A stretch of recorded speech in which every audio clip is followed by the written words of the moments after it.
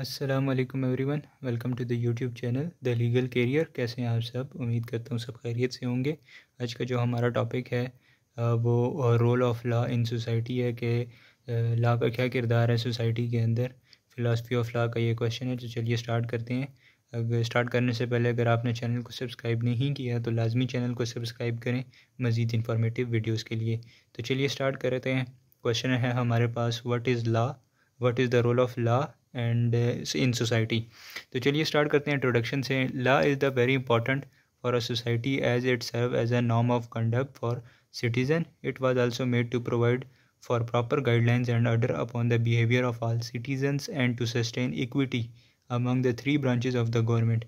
It keeps the society running. Without law there would be a chaos. ठीक है, wherever law and tyranny begins. John Locke का ये statement है। तो ये कह रहा है कि लॉ बहुत ज़रूरी है सोसाइटी के लिए, सोसाइटी को रन करने के लिए। ठीक है, क्योंकि ये प्रॉपर गाइडलाइंस प्रोवाइड करता है, ठीक है, सिटीजन्स के लिए। और जितने जो तीन ब्रांचेस है गवर्नमेंट की, लेजिस्लेटिव, एग्जीक्यूटिव और जुडिशरी, उनके दरमियान इक्विटी फराम करता है। ठीक है, और अगर लॉ नहीं होगा तो ये जो यहाँ पे है where law end tyranny begins, इसका मतलब ये है कि जहाँ कानून ख़त्म होता है वहाँ जुल्म शुरू होता है। ये जॉन लॉक ने स्टेटमेंट दिया था। ठीक है, नेक्स्ट इसका मीनिंग है, लॉ मीन्स अ रूल और set of rule according to a dictionary. Law means a rule of conduct और action prescribed formally, recognized as binding and enforce by a controlling authority. Next हमारे पास इसका derivation आ जाएगा. The word law is derive from the Latin word lag which means something laid down और fixed. ठीक है, to limit और to resist इसका मतलब है. नेक्स्ट है definitions. Law is a branch of knowledge that deals with the rules, regulation and principle, the body of principle recognized and applied by the state in the administration of justice. Next हमारे पास second definition है, law is the command of sovereign given to the inferior and backed by sanction. Next हमारे पास आ जाएंगे role of law. Society के अंदर क्या क्या law के रोल्स हैं उसको देख लेते हैं. काफ़ी सारे हैं, नंबर वाइज हम चलेंगे. सबसे पहले हमारे पास protections of right and liberties, हकूक़ और आज़ादियों का तहफ़्फ़ुज़. Law play a great role in the protection of rights and liberties of the citizens of the state. It provides substantive and procedural laws totally for this type of protection. If the rights of an individual are being infringed, the law provide him protection and security. ठीक है, इसमें ये होगा कि जितने भी लोग हैं उनके हकूक़ को तहफ़्फ़ुज़ दिया जाएगा और उनकी प्रॉपर्टी को. ठीक है, अगर किसी का राइट जो है ना, किसी इंडिविजुअल का राइट जो है ना छीना जाता है तो लॉ उसको सिक्योरिटी प्रोवाइड करेगी, प्रोटेक्शन प्रोवाइड करेगी. इसका नेक्स्ट है, law is valuable not because it is law but because there is a right in it. ये कह रहा है कि लॉ वैल्यूएबल है, इंपॉर्टेंट है. क्यों? क्योंकि ये लॉ है, इसलिए नहीं है कि ये लॉ है. नॉट बिकॉज, इसलिए नहीं कि ये लॉ है, but there is a right in it, यहाँ पे राइट है इसमें. ठीक है, नेक्स्ट हमारे पास आ जाएगा सेफ्टी फॉर द पीपल, लोगों के लिए तहफ़्फ़ुज़. Law provide safety to the individual of the state and of society. Safety of the people shall be the highest law.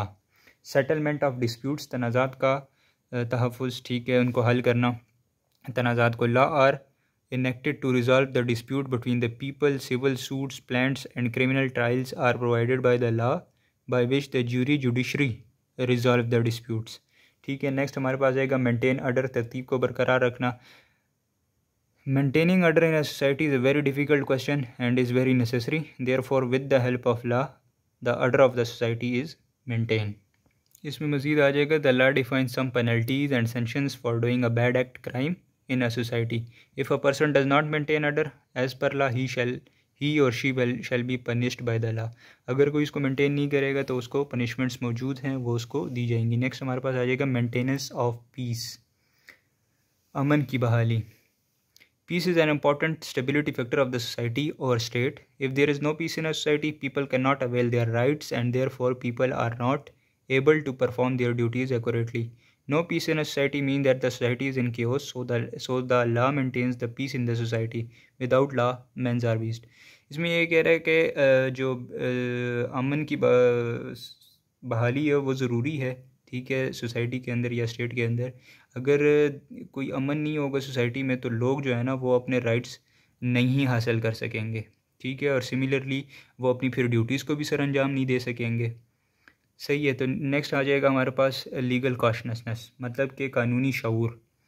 Most people are unaware of the laws in their society, so ultimately they are unaware of their rights and duties. Therefore, studying law creates legal consciousness among the people and make people bound to obey the law. इसमें ये होता है कि काफ़ी सारे हमारे माशरे में लोग होते हैं, वो लॉ का कानून का उनको नहीं पता होता। काफ़ी सारे उनके राइट्स एंड ड्यूटीज़ होती हैं एक माशरे में रहते हुए, उनको उसकी का नहीं पता होता। तो जो लॉ को पढ़ने के बाद वो इसके लिए इस कैपेबल हो जाते हैं कि उनको कानूनी शऊर आ जाता है उनमें, और जो लोग होते हैं वो लॉ मेंटेन करते हैं फिर, ठीक है, लॉ को ओबे करते हैं। नेक्स्ट आ जाएगा हमारे पास एडमिनिस्ट्रेशन ऑफ जस्टिस, इंसाफ की इंतज़ामिया, ठीक है। Law is merely a key to justice if law are settled by the law making authority, and if there is no organ for interpretation of the law, the society will ultimately fail to chaos. Therefore, the law acts as the basic agent for the administration of justice in society. ठीक है, the purpose of law is justice. Law का जो main purpose है वो justice provide करना है, ठीक है, इंसाफ। तो ये सारा इसमें कह रहा है, बाकी सेम टू सेम आप इसको लिख लें। नेक्स्ट हमारे पास आ जाएगा फ्रीडम टू रिलीजन, मज़हब की आज़ादी। All the individuals of a society are free to live and pray by their religion. This freedom is allowed to the individual by the law. ठीक है, मज़हब की आज़ादी होगी, किसी को ये नहीं होगा कि हर बंदे को अपने मज़हब के रिलेटेड जो भी वो उसके का हैं वो कर सकता है, कोई इस पर पाबंदी नहीं होगी। नेक्स्ट है हमारे पास system of check and balance, ठीक है। चेक एंड बैलेंस का इंतज़ाम, law plays a very vital role in maintaining check and balance in the society. If a person और authority try to misuse his power, the law prohibits him. ठीक है, law check and balance करती है, check and balance का system maintain करती है, ठीक है। अगर कोई भी बंदा अपनी पावर को मिस यूज़ करता है तो लॉ उसको मना करता है, प्रोहिबिट्स करता है।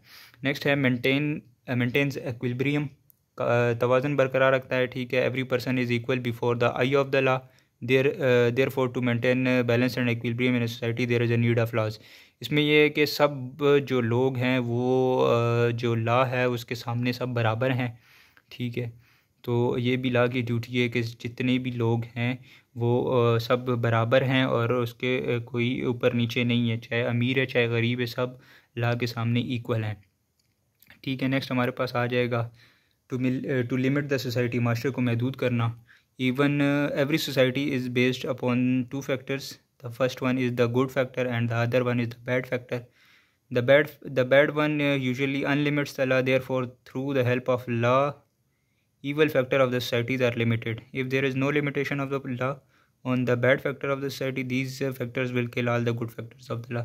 ठीक है, एक माशरे में दो किस्म के लोग होते हैं, दो किस्म के लोग होते हैं, ठीक है, अच्छे और बुरे। कि अगर बुरे लोग जो होते हैं उनको अगर लिमिट्स नहीं किया जाता, उनको महदूद नहीं किया जाता, तो वो जितने भी अच्छे लोग होते हैं उनको भी अपने साथ ख़राब कर देते हैं, ठीक है, और लॉ को मद्देनज़र नहीं रखते, फिर अनलॉफुल एक्ट्स परफॉर्म करते हैं। नेक्स्ट आ जाएगा हमारे पास रूल ऑफ लॉ, कानून की हुक्मरानी। In the modern ages for all the society that doctrine rule of law has a great importance. It is based upon the three principle. इसके तीन प्रिंसिपल्स हैं, ठीक है, main principle important.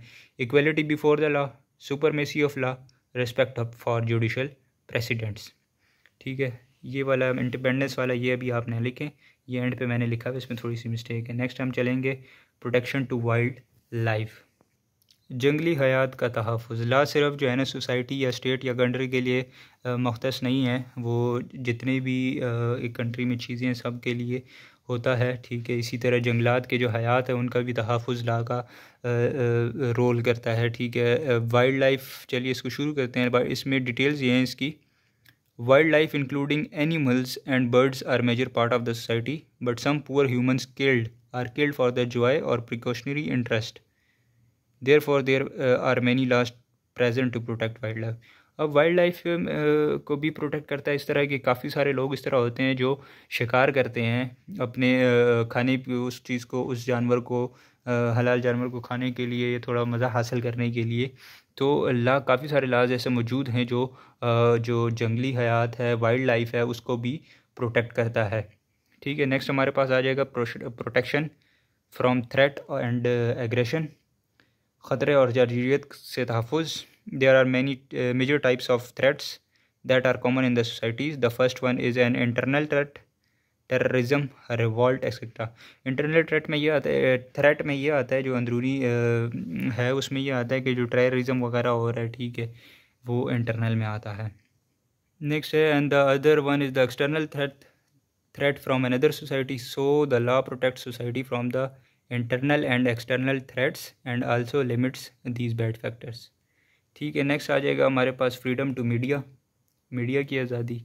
Now days the media is an important social institution. Law provides freedom to media which helps to develop a society. Therefore, through law, media has a right to show, write and speak anything they want but the truth. Media को freedom आज़ादी हासिल होगी, ठीक है, वो जो भी publish करना चाहता है वो कर सकता है, लेकिन एक शर्त पे कि वो चीज़ सच्ची होगी, कोई झूठी खबर नहीं देगा। नेक्स्ट आ जाएगा इंडिपेंडेंस टू जस्टिस, इंसाफ की आज़ादी। An independent judiciary plays an important role in the development of a society. So, by the law, there could be a system of judiciary that is truly independent, free from external and internal influence. Next है coat है हमारे पास यहाँ पे, an independent judiciary is the crown jewel of every developed society. जी, तो ये था हमारे पास role of law का इन सोसाइटी का क्वेश्चन, फिलासफी ऑफ लॉ का ये क्वेश्चन है, ठीक है, 20 नंबर का आता है। एज़ इट इज़ आप इसको अपने पास कॉपी कर लें। उम्मीद करता हूँ काफ़ी कुछ समझ आ चुका होगा आपको। Thank you so much for watching the video. Channel को सब्सक्राइब करना ना भूलिएगा। अपना ख्याल रखें। अल्लाह हाफ़िज़।